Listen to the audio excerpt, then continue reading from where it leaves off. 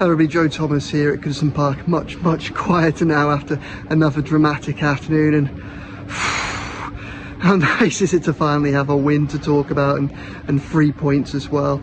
Really good end to the afternoon, a perfect ending to a pretty good week, I think, for Everton on and off the pitch. Not a perfect performance by any stretch of the imagination.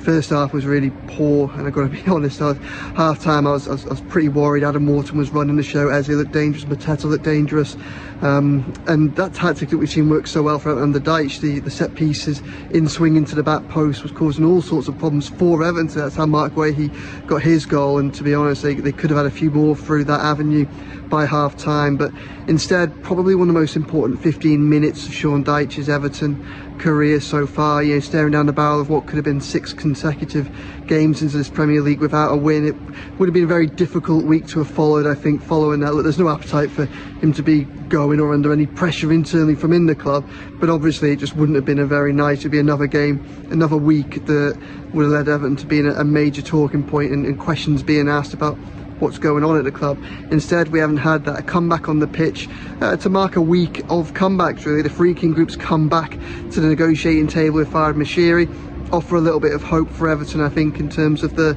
ownership crisis finally being resolved. What Everton really need to be able to push forward as a club, well, there's light at the end of the tunnel on that front. But a comeback from Jared Branthwaite, watched him for the under-21s last week, he was very good. Bit surprised to see him in the lineup today, but you know, he played well and he grew into this game, and by the end of it he was dominating, some big tackles and some big interventions. I think at the end, you know, he really did improve, and I think Tarkowski and Pickford alongside him grew in stature as well, which is also important. Come back on the pitch, 2 goals from Dwight McNeil straight after half time.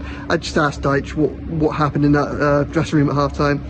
Not a lot. He basically appealed to their emotional side of the players rather than the tactical. Well, whatever he did, he worked, and Jack Harrison came on, a manager criticised for his substitution so much this season, made one that had an immediate impact. So come back for Dyche a little bit as well. So, you know, a good end to a good week, I think, for Everton. Let's all enjoy it for the next 7 days.